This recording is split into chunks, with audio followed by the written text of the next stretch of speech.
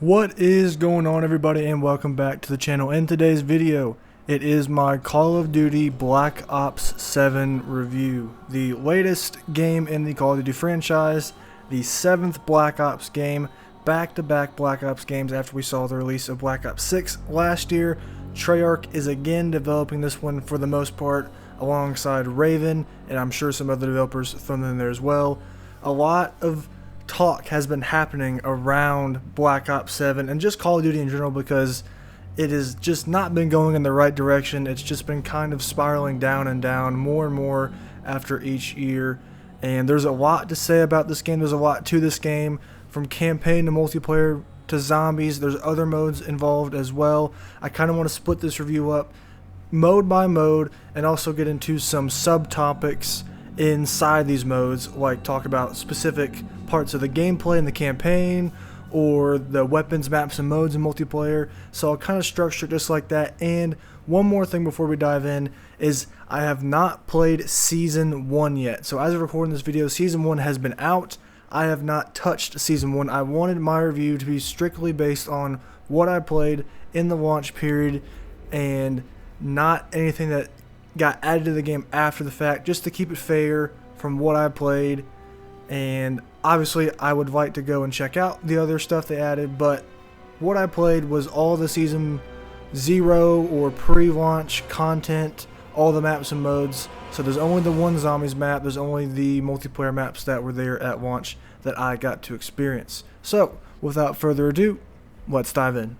First, I want to dive in and start with the campaign, which probably has the most conversation around it from all the modes. Campaign has definitely been one that's had a lot of controversy.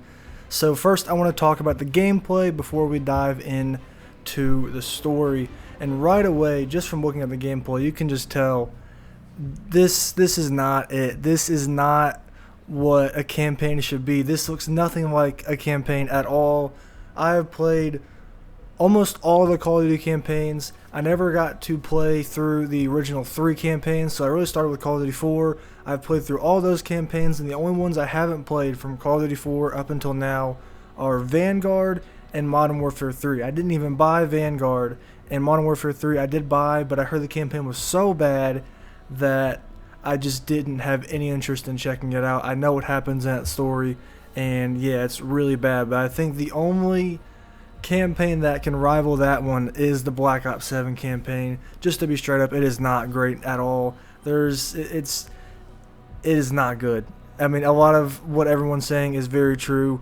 Just to not get off track, let's talk about the gameplay. You can just see they have modernized, they have taken this modern formula that we see that they've done to zombies, they've done to Warzone. They've basically Warzone-ified the campaign. They've thrown armor plates in there, which I'm not sure if Black Ops 6 had armor plates in there or not, but there's weapon rarities. It throws you into this open world, which is surely going to be the new Warzone map that drops at some point next year. Some of the missions are you just get thrown into this open world, and it's just fetch quest after fetch quest. You can drive around, you can fly around, but it's just meaningless task after meaningless task. And then there's other missions that are, your basic standard linear missions that, some of them are fine. Like, I'm not gonna lie, there were a mission or two that, they weren't bad, but when you have some cool mission ideas and then you throw in this gameplay where you're fighting against bullet sponge enemies that have health bars, and they try to do something cool with enemy variety, but it just does not work. They all just kind of feel the same, even though some of them do different things. Some have different names, have, more health. It just doesn't work, and I really don't see where they were going with it. It just kind of seems like they wanted the campaign, gameplay-wise, to transition smoothly into that in-game mode that is a new mode that we'll talk about later on in the video. It just kind of seems like all of the campaign was there for was to just set up the in-game mode. So if you played through the campaign, you already know what the gameplay loop is, and you can just jump right in. It's not a great gameplay loop. Throughout the campaign, when you get to certain parts of the campaign, just progressing through it, you'll get upgrades. You might get more health, more armor plates, weapon rarities might go up, but it doesn't feel good at all. It's not a thing that happens at your pace. It just happens at the game's pace. So you're thrown into a new mission and boom, there's an upgrade. It just doesn't feel good. The progression doesn't feel good. They tried to do something with it. It's not good. The gameplay in the campaign is not great. It's not good at all. Having this open world, apparently they tried that in Modern Warfare 3. Like I said, I did not play it. They tried the open combat missions, and in this game they just throw you into this world randomly, give you just a random task to go and do, and you fight off a couple enemies. There are a kind of crazy amount of boss fights. I mean, not a lot of boss fights, but I'm sure you've probably seen a boss fight or two just on the internet, because the boss fights are ridiculous. You can tell that there's some creativity here that they tried to do, and the developers more than likely just want to work on something that isn't Call of Duty, and you can kind of tell that in this game, because the boss fights that you take part in and the bosses you fight just don't even belong in Call of Duty. It's ridiculous what they tried to do, and I can appreciate creativity when it's there, and you can tell that they're trying to do something different, but they're just constrained by what Call of Duty is, and it just does not work with the gameplay. There's not really much to say about it. It doesn't feel good. They just tried to do something different with it, and I like it when, like Black Ops 6, the missions in Black Ops 6 were so good, so creative. They gave you choices. There was one mission in Black Ops 6 where the map really opened up and gave you tasks to go and complete at your own pace, whichever way you wanted to, in whatever order you wanted to. When it comes to gameplay, I want it to be switched up. At the same time, if it's not broke, don't fix it. The gameplay doesn't have to be anything great. If the gunplay is good, then we're fine. You don't have to throw in these bullet sponge enemies and, you know, different enemies that really don't do anything different but just have different amounts of health. All of that. Just do creative things with the missions, and if the gunplay is good enough, then I'm going to have a lot of fun with it, like in Black Ops 6. But the missions are not creative in this game. They are not good in this game.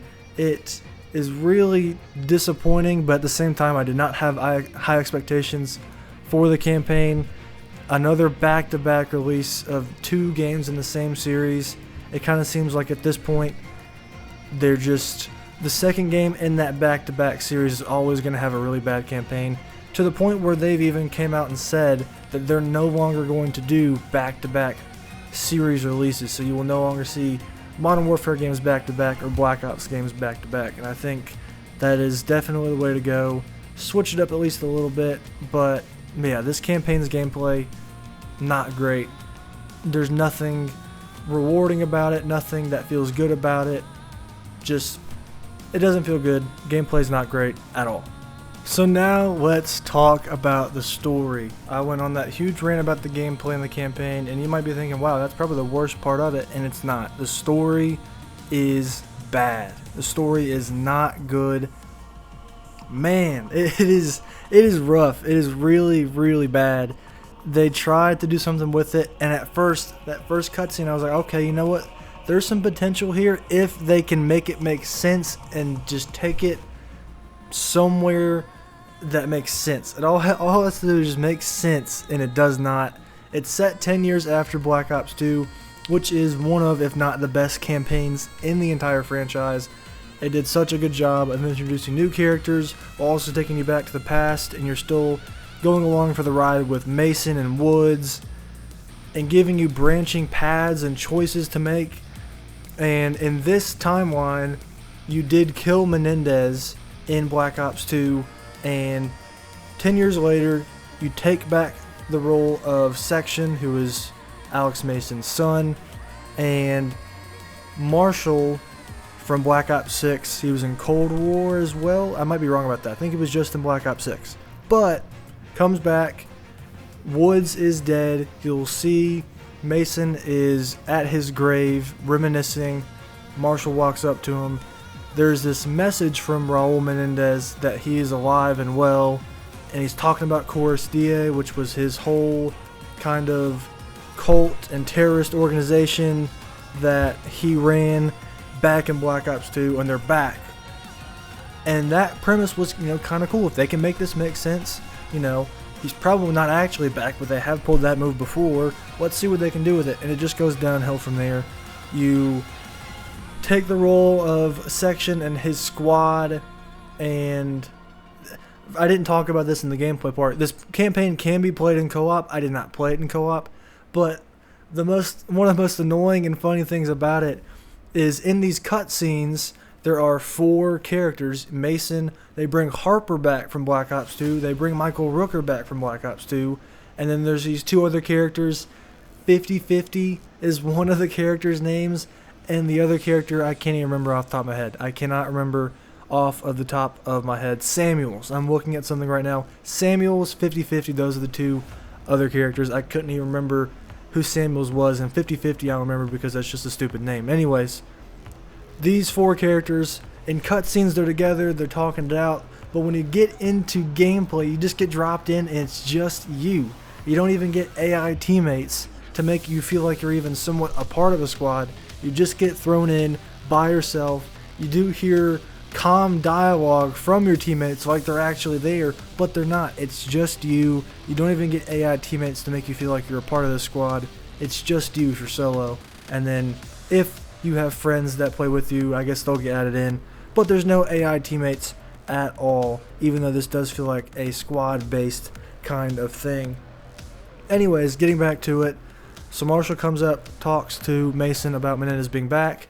They infiltrate this base. The guild is the main enemy, and Emma Kagan is the main antagonist, and she's not a good antagonist, doesn't have good dialogue. Actually, pretty much everybody in this campaign has bad dialogue.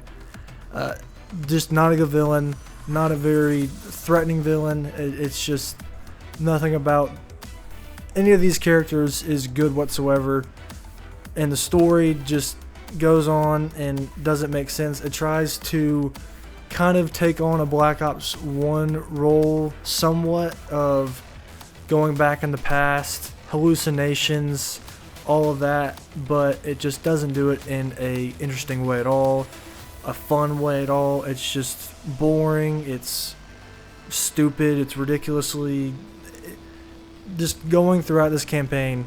The story's not great. It doesn't make any sense. You get sent to these different locations. When you're not in the open world Warzone map, you get sent to these different locations. Like Tokyo, I think you go to in one mission, which was kind of cool. But I mean, there's nothing good to say. I'm not going to spoil the campaign, even though there's not much to spoil. Just don't play the campaign at all, especially since, I mean, the only reason I would recommend playing through it is because they introduced camo challenges in the campaign. So if you want to do that, go for it.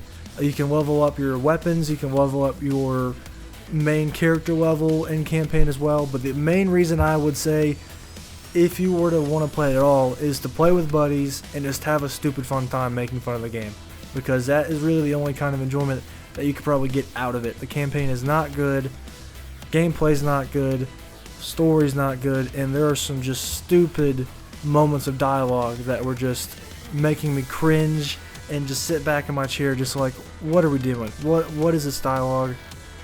I'll show you a couple of clips now, but the dialogue is just not good. Active audience, whoever you are, so drop the bullshit. A necessary first step. What? I thought you would enjoy a familiar face. How about now, David Mason? Emma Kagan, CEO of the guild. Shouldn't you be counting stacks of money somewhere? Oh, that comes later. But shh. Don't tell anyone. It's a corporate secret. Come down here and we'll discuss it in person, bitch. I'm sorry. I can't do that. All in all, campaign not great. Definitely do not recommend playing this campaign at all for any reason. Gameplay's bad, story's bad, there's nothing redeeming about it that I could even tell you it was worth playing it, except if you wanted to play with buddies and make fun of it. That would be the only reason that I would play through it again. It's super short too, it's like 4 hours, So, I mean, if you wanted to do it maybe for achievements, it's not going to take you that long, so maybe that's a plus. At least it doesn't go for that long. But either way, not a great campaign at all. Just skip it. You're not missing anything at all. Now let's dive in and talk about the multiplayer. We're going to steer away from campaign. I've been pretty much all negative throughout this entire review so far. And with the multiplayer, there's some good and some bad. It's definitely not a bad multiplayer, but overall, I just think it's just okay. I'm definitely not going to continue playing it. You know, I've gotten some enjoyment out of it for the most part, though. It's just fine. It's nothing crazy. It's just kind of there. I do want to talk just about the weapons, maps, and modes all kind of combined into one. So talking about the weapons first, I think honestly the weapons are actually pretty enjoyable to use in this game, just because it feels like we've always kind of gotten the same guns over and over again. And for the most part, this game has different weapons because we really haven't been to the future, somewhat semi-future, in a minute. It's been all of these modern Call of Duties or Call of Duties that are set in the past. So they're able to come up with, you know, new guns. And I think for the most part, they do a pretty good job of that. I did enjoy the weapons. They did feel pretty good to use. I just don't think there were enough of them. I mean, they have... Just looking at this list, I think there were 6 assault rifles at launch, 6 SMGs, only 2 sniper rifles, which is just crazy to me that they only had 2 sniper rifles. Compared it to something like Battlefield 6, which I don't really want to compare it to another game in this review, but it's just the closest comparison I can make. And that game had like 45 to 50-ish weapons or something like that at launch, when this game had like 30. So I wish they did introduce some new weapons. They brought a couple weapons back, like the MSMC from Black Ops 2. It has a new name now, but it did get brought back. The Cordite, I think, is now the Carbon 57 from Black Ops 4. So they brought a couple weapons back. The Peacekeeper from Black Ops 2, you know, bringing those Black Ops 2 weapons back that we all know and love, I thought was pretty cool, that we really haven't seen all that much. But for the most part, the weapons, you know, they're solid. I don't think there's anything wrong with them. You know, that they might seem generic. You know, you got your 3-round burst assault rifle, your, you know, 1-shot bolt action sniper, and then your semi-auto. You have the marksman rifles. But for the most part, I thought that the weapons, you know, they were cool. Nothing wrong with them. They might feel a little generic, but at the same time, they are new weapons. They're not the same weapons that we've seen over and over again. So I will give them, there's a little bit of credit for that. I didn't think that the weapons were all that bad. Are they going to be all of that memorable like some of the weapons we've seen before? Probably not, but I don't think they're bad. I just think that they're just kind of somewhere in the middle. At least they're new weapons and not just old weapons that we've seen over and over and over again. The maps, I thought, again, were just fine. There were some not so great maps, but for the most part, they were fine. I mean, nothing really crazy to say about the map design. It's pretty much same old, same old. The new kind of movement mechanic they added in this game was wall jumping. In some maps, they have certain parts of the maps that are specifically designed to have that be a factor in the map to get from one lane to the other. But it's just kind of there. It's a little annoying when you run into someone and they're just wall jumping all over the place, kind of like abusing it and just overusing it.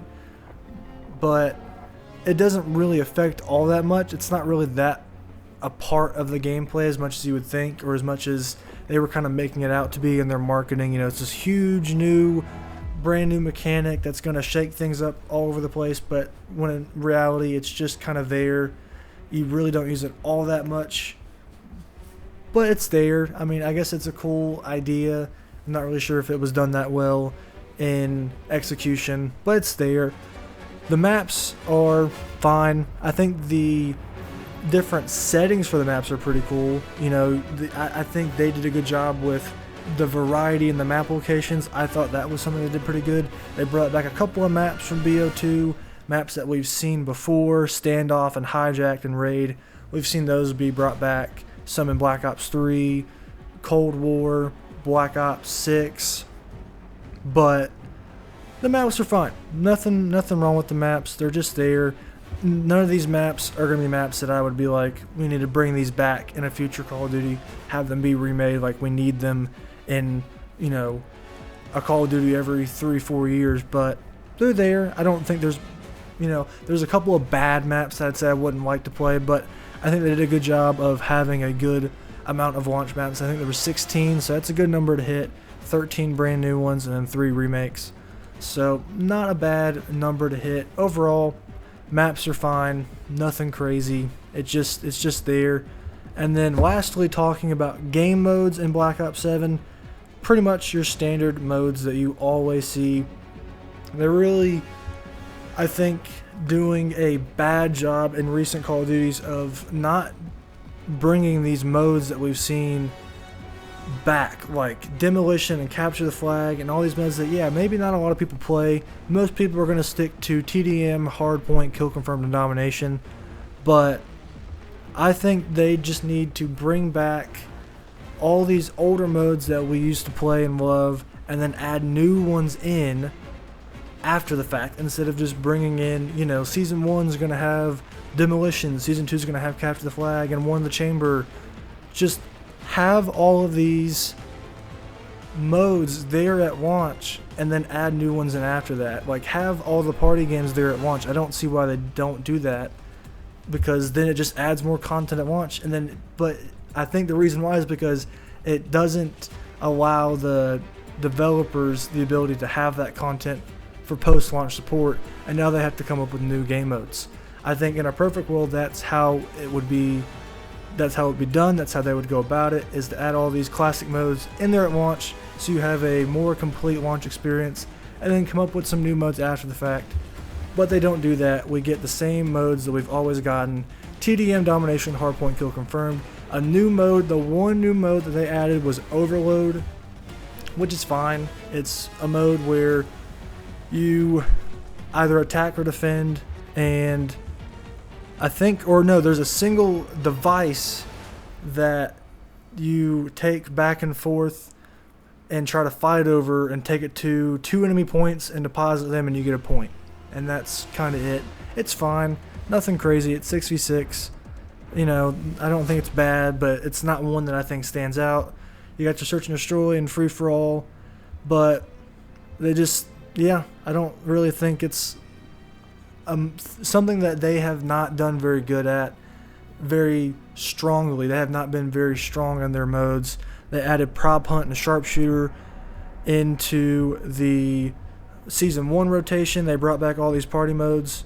Gunfight's still there, but I just wish that they were more insistent and more focused on the launch experience and then giving us new stuff after the fact than they were just bringing back all these old modes that we've seen before. They've done the same thing with the post-launch support over and over for the last, 5 years, more than that. They just keep doing it, and I wish they would switch it up a little bit and add some new modes instead of bringing back old ones, and just have those old modes there at launch. So overall, basically to sum it all up with the multiplayer, with the weapons, maps, and modes, they're all just fine. Fine, right in the middle. I don't think it's bad. I don't think it's great. I don't think it's good. It's just right in the middle. The multiplayer's fine. Not one that I'm going to continue playing.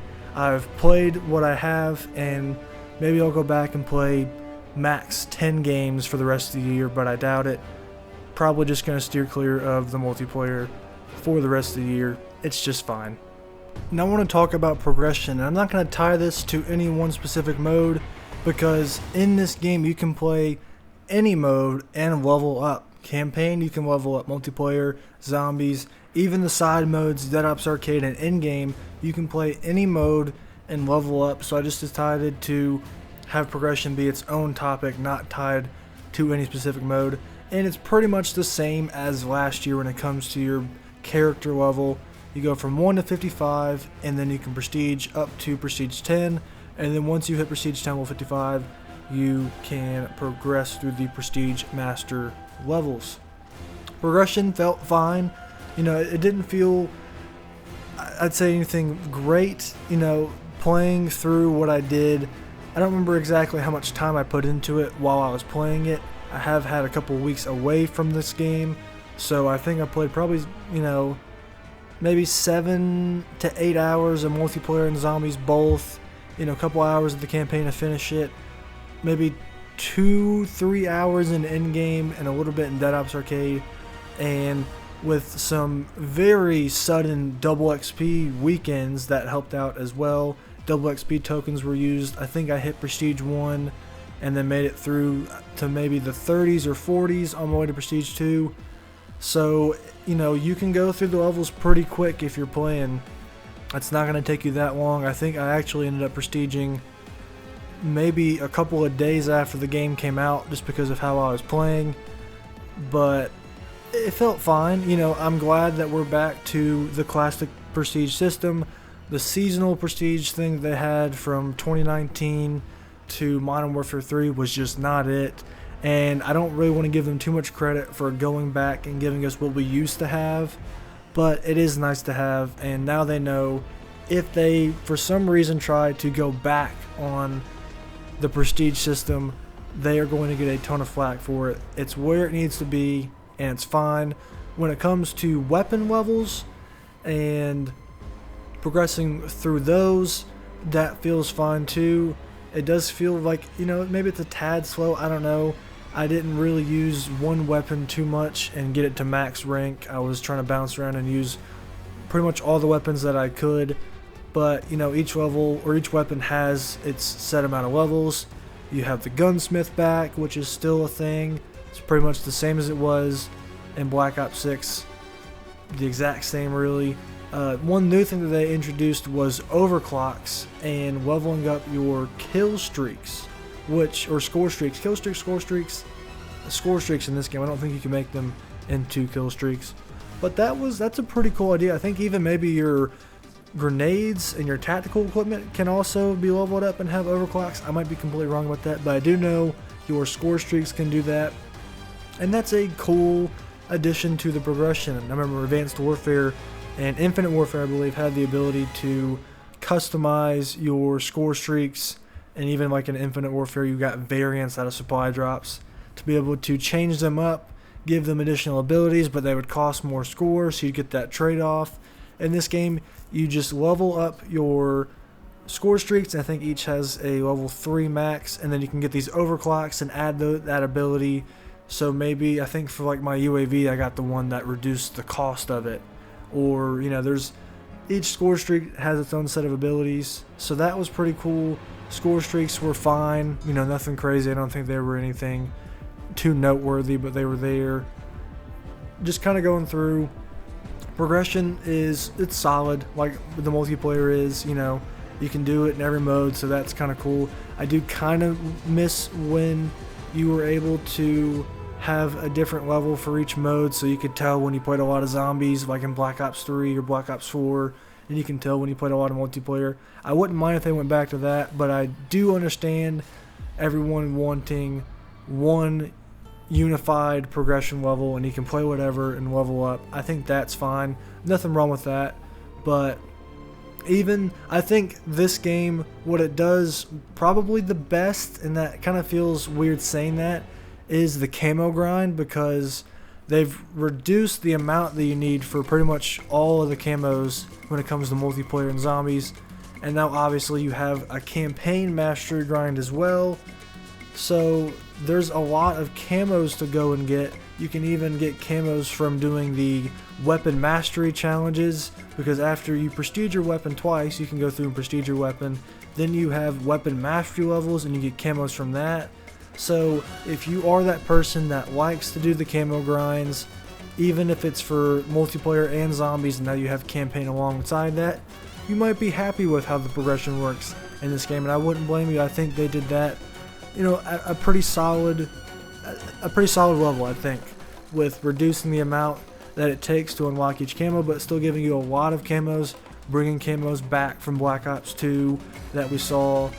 I think that might be the best part of the multiplayer / the progression, is how they handled camos. They feel good to get, and yeah, the mastery camos, you know, all camos are really up to everyone's own opinion. They are subjective, but there are 16 mastery camos when you talk about adding in Warzone mastery camos as well that are in this game. So there's a lot to go for.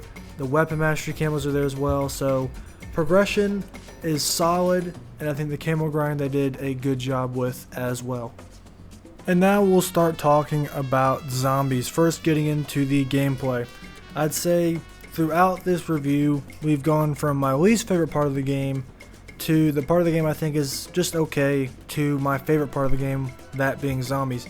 Now, me saying that, zombies is not anything out of this world, 10 out of 10, like you absolutely have to play it, but I do think they basically took Black Ops 6 Zombies and kept all the quality of life improvements that we saw over that game's life cycle, and now we have Black Ops 7 Zombies, and it really doesn't feel any different from Black Ops 6. I mean, obviously there's a tone change with the new setting, you have the old characters back, a new kind of story going along with it, but for the most part the gameplay is going to be the exact same as it was in Black Ops 6 and kind of how it was in Cold War as well. Your modern zombies mechanics, you have armor, the new point system, going for headshots gives you more points, all the things that you've seen in modern zombies are here, but I think they just did a good job of keeping what Black Ops 6 Zombies had, and now they can't add in all the perks that they added in before. So you have your death perception, you have your the new perk Wisp T, I think it's called. That's a pretty cool perk. I think PhD was one perk they added.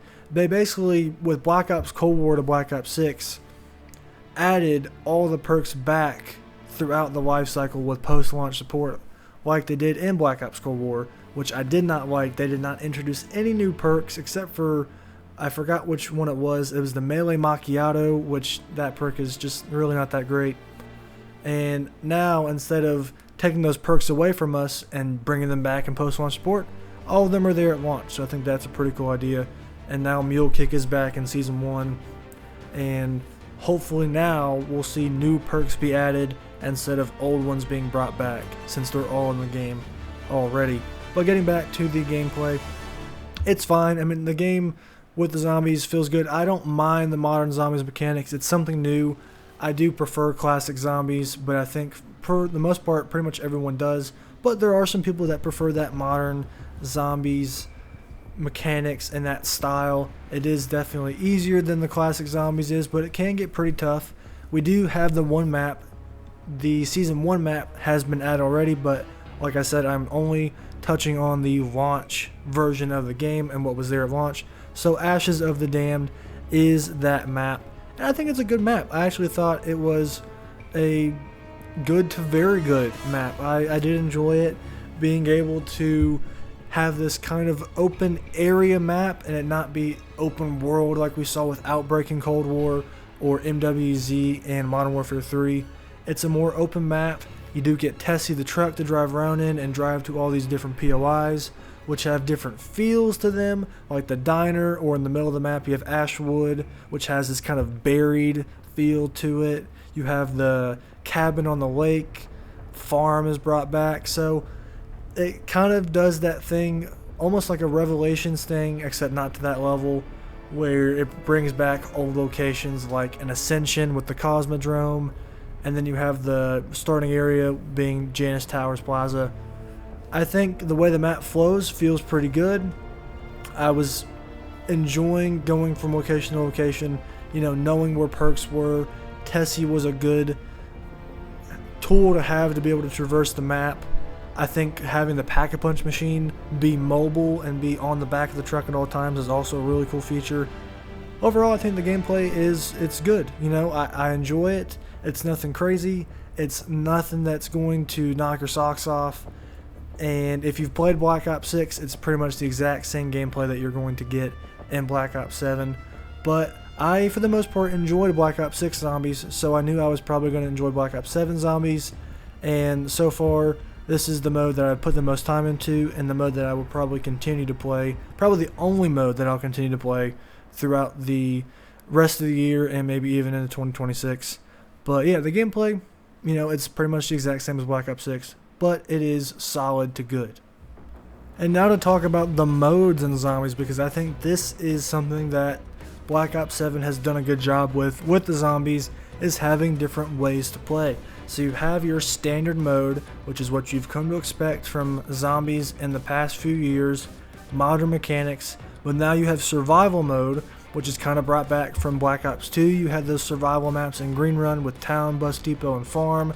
Just your very basic standard experiences where you just want to get in, get set up, and go for high rounds and just have a very chill and relaxing time. They brought that back. Farm is the first map that we've gotten. They're going to keep adding maps, and at first, when the game was coming out and they ruined the marketing for it, I was just not really a big fan of doing that because it feels like they're saying it's content when it's really just taking a part of the round-based map and just condensing it and making that its own map and just calling that content. It's not really anything new, but after playing, it's nice to have that just to break up. You know, you don't only have the option of playing the standard mode where it takes longer to set up. There's a lot more to it.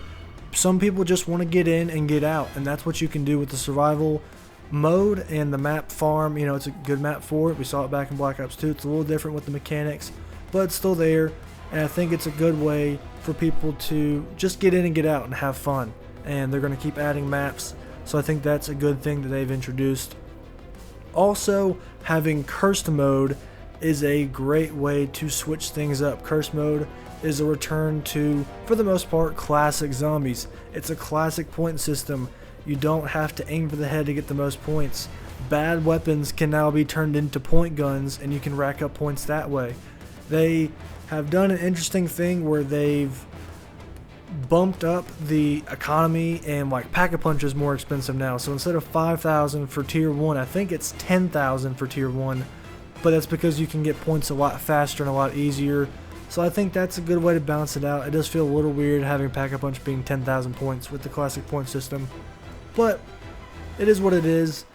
You also have, you know, you don't get guided to the Pack-a-Punch, so there's not a thing on the side of the screen that's telling you where to go or what to hit. You have to know the map, you have to learn the map. There's no mini map. It's not all there. And there are relics in the cursed mode which you can unlock by doing these crazy challenges, which I haven't even dove into. A lot of the hardcore zombies players have dove into that, and I'm not really even sure what the appeal is of that or if it's even worth doing the challenges for the cursed mode. I've just played the cursed mode as it is at its base kind of mode. I haven't gotten into any of the relics to make the mode harder. You know, there's no perk limit still, so you're still able to get all the perks, but I think that might be a relic. I'm not entirely sure, so let me know down in the comments if you've gotten into cursed mode and the relics, if it's a cool thing to get into and it's worth it. Just let me know down in the comments. But cursed mode is there if you want a different way to play, a more classic feeling to zombies than what you get out of the standard modern zombies mode. And then there's directed mode, which takes you through a guided path to completing the Easter egg if you haven't done it before. I've never gotten into the directed mode. I'm not really an Easter egg person. I just kind of play for fun. I go for some high rounds. But getting into directed mode has just not been my thing. I've always just kind of played for fun. But it is there for the people. You do get a reward for doing it, I'm pretty sure, so there's some incentive there as well. The directed mode is there if you want to do the Easter egg and not have the stress of, you know, having to look up guides the whole time while you're doing it the old-fashioned way. You can just have the game tell you how to do it, and some people want that, and that's there for you. So I think the Zombies mode has done a great job of allowing different ways to play. You have your standard mode if you like the modern mechanics, cursed mode if you like old school mechanics, a survival mode if you just want to get in, have fun, and get out. I do wish that they had a cursed survival mode. That's something that I hope they add in at some point. I'm not sure why it's not there, but you can only play survival in standard mode, so having that be available for cursed mode would be a great addition as well.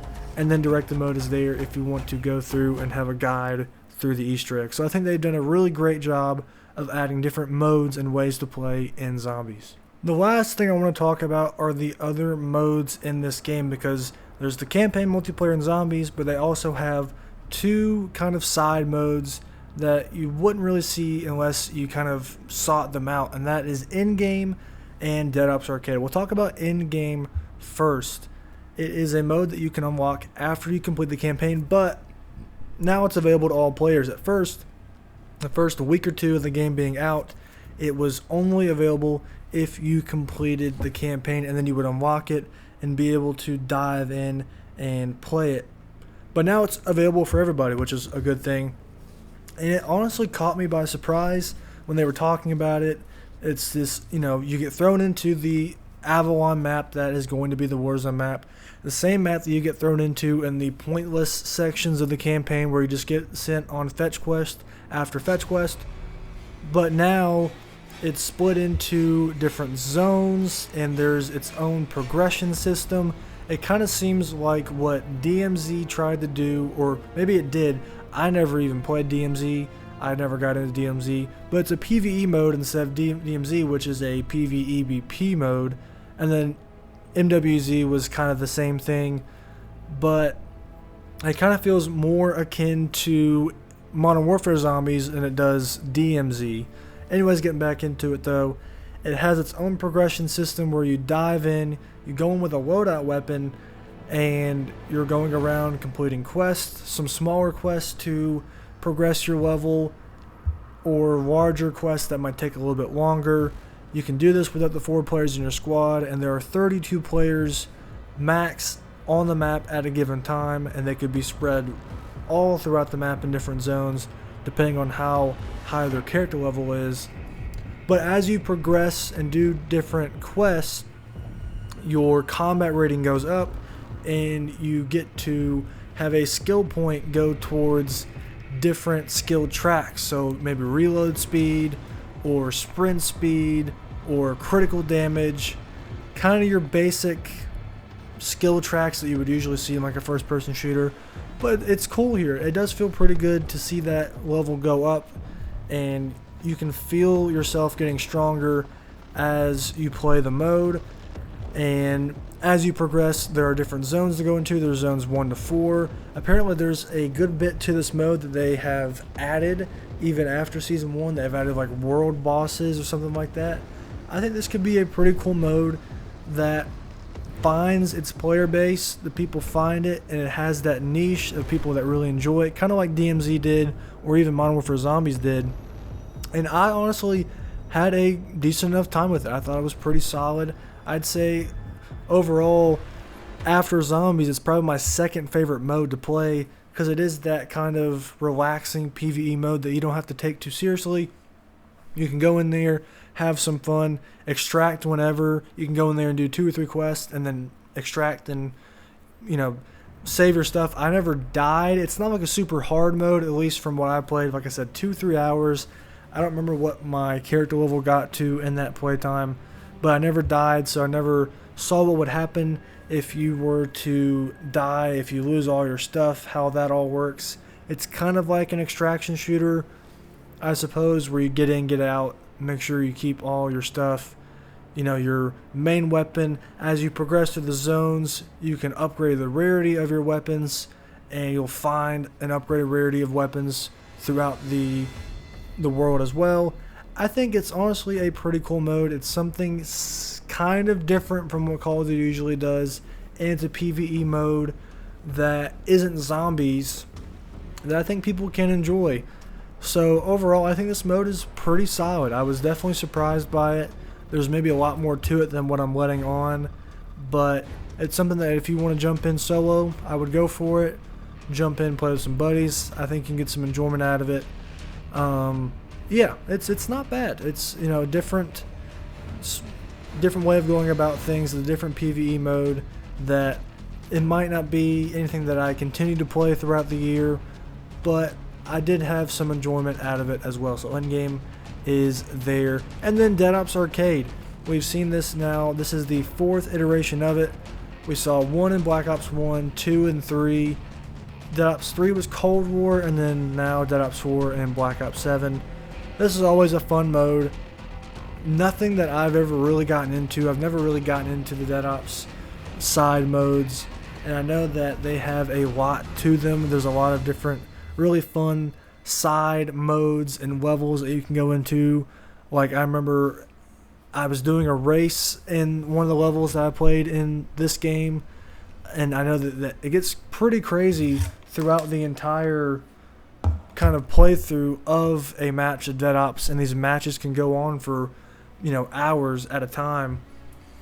So Dead Ops Arcade, it's something that's there, not something that I'm ever going to like play a bunch of, but I can see the appeal of it, and for the people that really love Dead Ops Arcade, I've heard pretty good things about this mode, and from what I played, I didn't play a whole lot of it, probably could have played a little bit more to be more prepared for this review, but I did play a match or two, and, you know, that was my fill of it. I don't really get into Dead Ops Arcade all that much, but it is here. It's more content for the people that enjoy it, and you can kind of tell they had some fun with it when developing it. So, in-game and Dead Ops Arcade are two side modes that just add more content to the game, and I think in-game is pretty solid, and Dead Ops Arcade is always going to be a fun time, and for the people that really love it, I think Dead Ops Arcade 4, from what I've heard and what I played, is a pretty good addition. What is my verdict on Black Ops 7? It came out on November 14th. It is going for $70. It's also on Game Pass as well, which is how I played it, and if you couldn't tell throughout the review, I would not recommend this game for $70. I'm not even sure I can give you a price point where I would recommend it at, if at all. I really don't recommend playing this game. The campaign is not good, the multiplayer is okay, and the zombies is the best part about it, but as an entire package, it's really not worth it for $70. There is a reason why at the time of recording this video, it is already 30% off on Steam, and I'm pretty sure on Xbox and PlayStation as well. It's already on that much of a sale just over a month after it's been released. Sales have not been doing great. They've gone back on releasing Call of Duty games in the same series back to back. They're still going to release a Call of Duty game every year. We know that. It makes too much money not to. But they're going to have to do something to change up the formula because people are getting more and more tired of it. I cannot recommend this game at $70. I wouldn't even recommend trying this game out if you had Game Pass, which is how I did it. Zombies, to me, is really the only redeeming quality of this game, and in-game is maybe something, but not really something that I would even recommend giving a shot. There's nothing really redeeming about this game at all. It's just same old, same old.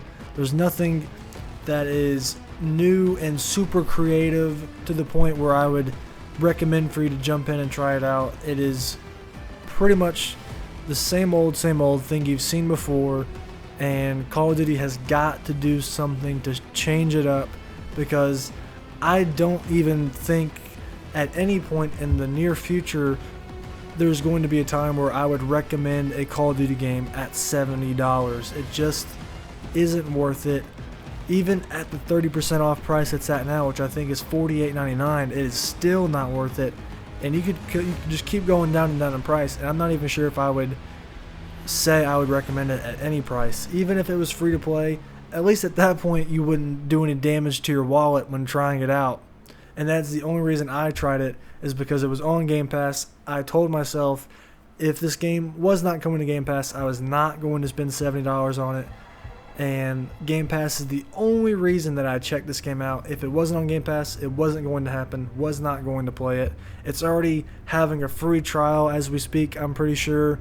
I mean, a lot of the reception of this game is very negative, with very few positives or even redeeming qualities about the game.